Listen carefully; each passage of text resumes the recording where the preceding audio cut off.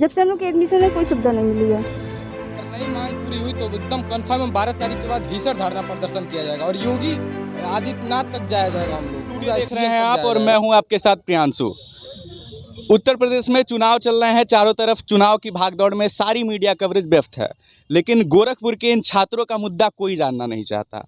यहाँ के कुलपति के खिलाफ कई बार एप्लीकेशन डाले गए। इसी विश्वविद्यालय के एक अध्यापक हैं गुप्ता जी, जिनको जाना जाता है प्रोफेसर कमलेश गुप्त, उन्होंने भी एप्लीकेशन जाना, लेकिन उस भ्रष्टाचारी कुलपति के खिलाफ अभी तक कोई कार्रवाई नहीं हुई और आने वाले समय में उसकी प्रताड़ना बड़े ही तेज़ी से बढ़ती जा रही है।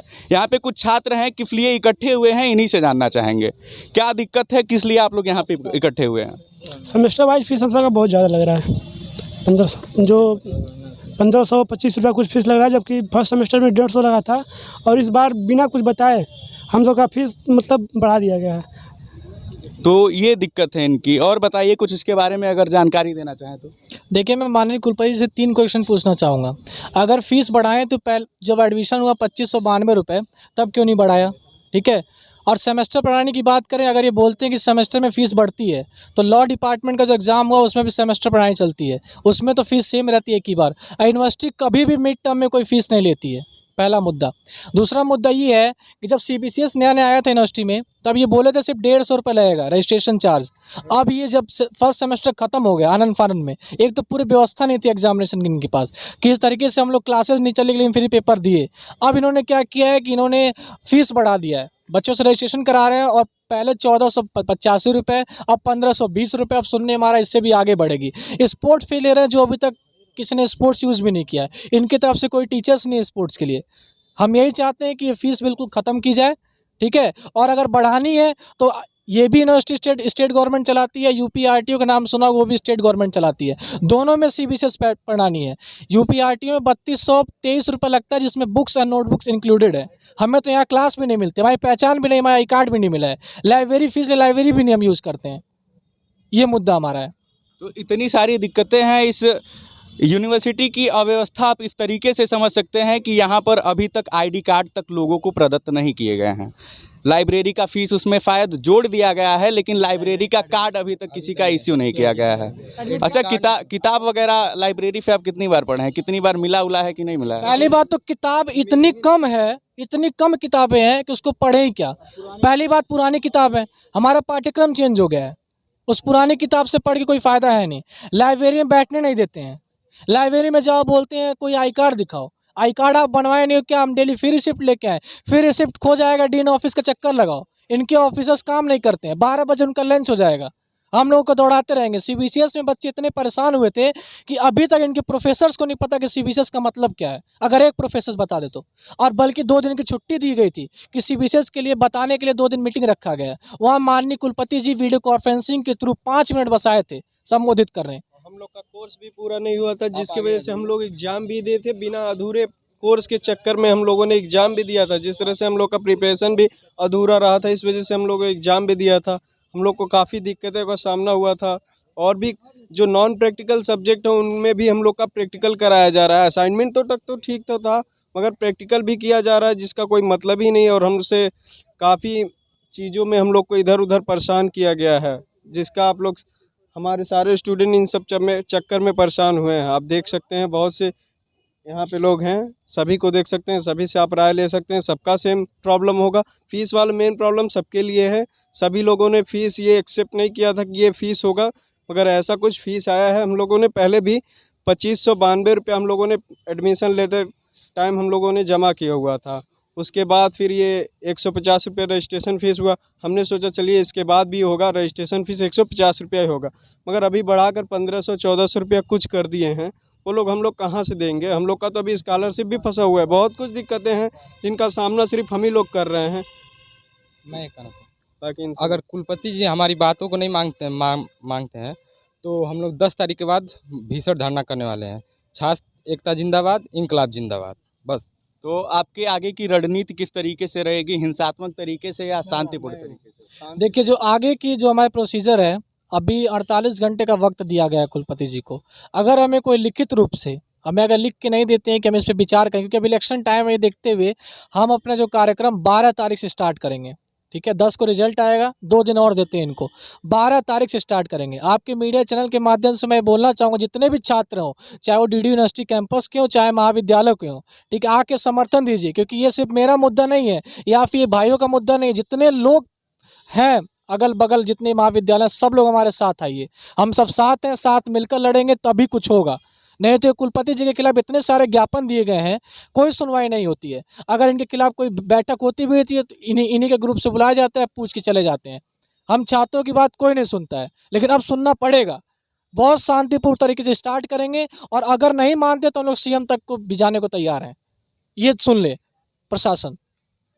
तो ये इनके आगे की रणनीति है। एक तरफ जहाँ पे सरकार शिक्षा के बड़े बड़े वादे कर रही है, और एक दूसरी तरफ इनकी हालत भी शायद उनको स्पष्ट तरीके से दिखाई नहीं दे रही है। अच्छा, आपको नहीं लगता कि एक बार और मौका देके कुलपति को ज्ञापन सौंपना चाहिए इस मामले के संबंध में? बिल्कुल बिल्कुल, अभी इस मीटिंग के बाद जस्ट फिर एक और एप्लीकेशन लिखेंगे हम, माननीय कुलपति जी को एक बार और दिया जाएगा, जिसमें बाकायदा लिखा जाएगा कि 12 तारीख दोपहर 12 बजे तक आपको वक्त दिया गया है। अगर आप कोई लिखित रूप से, मौखिक रूप हम नहीं, मौखिक और काल हम स्वीकार नहीं करेंगे, लिखित रूप से अगर आप हमें देते हैं कुछ स्टैम्प के साथ, तो हम उसको मान्य करेंगे। ये नहीं कि आप कोई प्रवक्ता भेज दे, माइक में बोल दिया कि चलो, क्योंकि हम देख चुके हैं, भुगत चुके हैं विश्वास करके। अब विश्वास के पात्र नहीं है बिल्कुल, अब लिखित होगा तभी हम कुछ मान्य करेंगे। आप भी साथ है ना भाई? सभी लोग साथ हैं, सब कोई साथ है। बिल्कुल। जो कुछ भी निर्णय हो, जो कुछ भी आप निर्णय करें उसका 12 तारीख के बाद, तब तक उसके लिए आप लिखित में दें, और आपके सिग्नेचर के साथ आपका मुहर भी हो, तब हम मानेंगे कि हाँ कुछ हो सकता है, अदरवाइज नहीं। अच्छा, ये सब इतना कुछ हुआ तो कोई भी प्रोफेसर या फिर कोई भी विश्वविद्यालय का शिक्षक वगैरह समझाने के लिए आप लोगों को नहीं आया कि मुद्दा क्या है, क्यों बढ़ाया जा रहा है? कुछ भी स्पष्ट तरीके से आप लोगों को बताया गया या नहीं? प्रोफेसर्स को पता हो तब तो समझाने आएंगे। प्रोफेसर से पूछा जाए सीबीसीएस क्या, भी वो खुद नहीं बता पाएंगे क्या सीबीसीएस है, क्योंकि यूनिवर्सिटी द्वारा उनको खुद ही कोई काउंसलिंग नहीं दी गई है कि सीबीसीएस क्या है। आनंद फानन में अपना नाम कमाने के लिए कुलपति जी ने सीबीसीएस पैटर्न लागू कर दिया है कि हमारे पूरा विद्यालय है जो सीबीसीएस पैटर्न पे एग्जाम करा रहा है। लेकिन कराएं, अच्छी बात है, लेकिन सिलेबस भी कंप्लीट होना चाहिए। कोई भी ऐसा सब्जेक्ट नहीं होगा जो जिसका फुल सिलेबस कंप्लीट हुआ हो। सब बच्चे परेशान थे, विद्या और ये जो यूपीएच होता है वो मार्केट में मिला ही नहीं, तो बच्चे को बहुत परेशानी हो रही है। आर्थिक और मानसिक दोनों रूप से प्रताड़ित कर रहे हैं कुलपति जी। तो बहुत संभव है कि सीबीसीएस के अलावा जो भी 1450 रुपये, 1520 रुपये जो कुछ भी मांगा जा रहा है, उसके बारे में उन ऑफिशियल्स को भी न पता हो जिनको कि वो पूरा काम कंडक्ट करवाना है। तो इसमें कोई हैरान होने वाली बात नहीं है कि अगर ये सिस्टम में गड़बड़ी दिखा देती है तो। और छात्र पूछना चाहते हैं कि 1200 एग्जामिनेशन फीस लग रहा है, तो कैसा एग्जामिनेशन फीस मतलब लग रहा है? ये सबसे बड़ा मुद्दा यही है कि एक्स्ट्रा फीस क्यों लिया जा रहा है। गरीब बच्चे इसको कैसे दे पाएंगे? आखिर जो बच्चे गरीब हैं इसको कैसे ये फीस दे पाएंगे? आखिर उनके पास, उनकी आर्थिक स्थिति बहुत कमज़ोर है, वो लोग इस फीस को कैसे मैनेज कर पाएंगे? उनके लिए क्या रास्ता है? उस सब रास्तों पे विचार करना चाहिए। यूनिवर्सिटी का मतलब भी यही होता है कि मतलब फीस कम हो, अच्छी शिक्षा मिले, लेकिन फीस भी ज़्यादा है और अच्छी शिक्षा भी नहीं मिल रही है। सबसे बड़ी बात यह है कि जो हम लोग प्रैक्टिकल करते हैं उसमें कोई भी इंफ्रास्ट्रक्चर कोई भी डेवलप नहीं है। हम लोग ना प्रैक्टिकल से संबंधित कोई सामान भी नहीं मिलता है, मतलब अच्छे से कोई भी सामान उपलब्ध नहीं कराया जाता है प्रैक्टिकल संबंधित, और फीस इतना हाई बढ़ाया जा रहा है। और यहाँ तक हम लोग का मतलब एक ही डिमांड है कि सभी लोगों का कि जो 2592 रुपये लिया गया था वो एज एनुअल लिया गया था, तो बीच में फिर से ये 1524 रुपया क्यों? सबकी यही डिमांड है। अगर नहीं मांग पूरी हुई तो एकदम कन्फर्म 12 तारीख के बाद भीषण धरना प्रदर्शन किया जाएगा, और योगी आदित्यनाथ तक जाया जाएगा, हम लोग पूरा सीएम तक जाया जाएगा। अगर यहाँ से नहीं होगा तो यहाँ के सीएम जो भी बनेंगे प्रेजेंट टाइम में 10 के बाद मुख्यमंत्री के हम लोग शहर में अगर न्याय नहीं मिलता है तो हम लोग इससे अच्छा बेकार चीज कोई कुछ नहीं हो सकता है। इसलिए हम लोग पूरी तरह तैयार है। 12 तारीख तक एकदम टाइम दिया गया है। अगर नहीं मानते हैं तो हम लोग भीषण धरना करेंगे। बस मैं तो विद्यार्थियों से यही कहूँगा कि आप लोग फीस न जमा करें। कि मैं इकोनॉमिक्स डिपार्टमेंट का हूँ, मेरा नाम अनुराग दुबे है। मैं विद्यार्थियों से यही कहूँगा कि आप लोग फीस न जमा करें। परसों के डेट में ये हुआ कि ये लोग बोले कि फ़ीस पे कर रहे हैं 1550 रुपये। बच्चों के पास पैसा है नहीं, कुछ बच्चों का छात्रवृत्ति आया, कुछ लोगों का नहीं आया है। मैं यही कहूँगा कि कुलपति जी किसी की बात नहीं मानते हैं, तानाशाही अपनाते हैं। और एचओडी जो हमारे एचओडी हैं इकोनॉमिक्स डिपार्टमेंट के आलोक कुमार गोयल जी, उनसे कुछ ये लोग कुछ पूछते ही नहीं है, कैसे क्या करना है क्या नहीं करना है। अभी हम लोग एग्ज़ाम दिए हैं इकोनॉमिक्स का फर्स्ट सेमेस्टर का, उसके बाद हम लोग प्रोजेक्ट बनाए हैं, उसको जमा किए हैं। प्रोजेक्ट जमा करने के बाद ये हुआ है कि आप लोग फीस जमा करिए। एक्चुअली हम लोग फीस जमा करेंगे नहीं, बच्चों से यही कहेंगे कि आप लोग फीस ना जमा करें। 10 तारीख को इसका रिजल्ट आएगा विधानसभा का, मुख्यमंत्री कौन बनता है हमसे कोई मतलब नहीं है, लेकिन 10 के बाद हम लोग प्रचंड रूप से धरना देंगे यूनिवर्सिटी में। हम लोग फीस जमा करेंगे ही नहीं, चाहे कुछ भी हो जाए। हम लोग धरना देंगे और बच्चों को कलेक्ट करेंगे और धरना देकर हम इस फीस को वापसी के लिए अनुरोध करेंगे। अनुरोध नहीं मानेंगे तो हम लोग एप्लीकेशन देंगे, अगर नहीं मानेंगे ये लोग तो हम लोग मतलब प्रचंड बहुमत के साथ इस फीस को वापस लौटाएंगे। इसके लिए चाहे मुझे कुछ भी करना पड़े बच्चों से। तो यहाँ पे ये लोग थे, नाराजगी सीधी देखी जा सकती है कि बड़े बड़े वादों के बीच किस तरीके से ये छात्र प्रताड़ित हो रहे हैं। कुलपति जी कुछ भी अगर प्रोसेस करते हैं तो किसी से पूछते ही नहीं हैं, चाहे एचओडी हो चाहे विद्यार्थी हो, जो भी काम करते हैं अपने मन से करते हैं। ये नहीं कि बच्चों से पूछ लें चाहे एचओडी से पूछें, ये हर एक काम अपने मन से करते हैं, तानाशाही अपनाते हैं। इसलिए मैं उनसे अनुरोध करता हूं कि प्लीज़ वो इस फीस को वापस कर दें। कुछ बच्चों का छात्रवृत्ति आया है, कुछ लोगों का नहीं आया है। जिनके पास पैसा है नहीं वो कहाँ से जमा करेंगे भाई, ये बात गलत है। इसलिए मैं चाहूँगा कि बच्चे फीस न पे करें, बिल्कुल फीस न पे करें। मैं बच्चों से यही अनुरोध करूँगा, यही बच्चों से मैं प्रार्थना करूँगा। छात्रवृत्ति की बात हो तो छात्रवृत्ति भी 2592 की आई है, ठीक है, वो ये 1500 की नहीं आई है, ठीक है। अगर आपको फीस लेना भी था तो ये ऐड क्यों नहीं कराया, पहला मुद्दा, ठीक है। और हमारा जो सबसे मेन पॉइंट है, सारे बात छोड़ो, तो हमारे पास बहुत सारी अब सुविधाएं हैं, टॉयलेट ठीक नहीं है, पानी की व्यवस्था नहीं है, सब छोड़ो, लेकिन हमें फीस माफ़ चाहिए, ठीक है।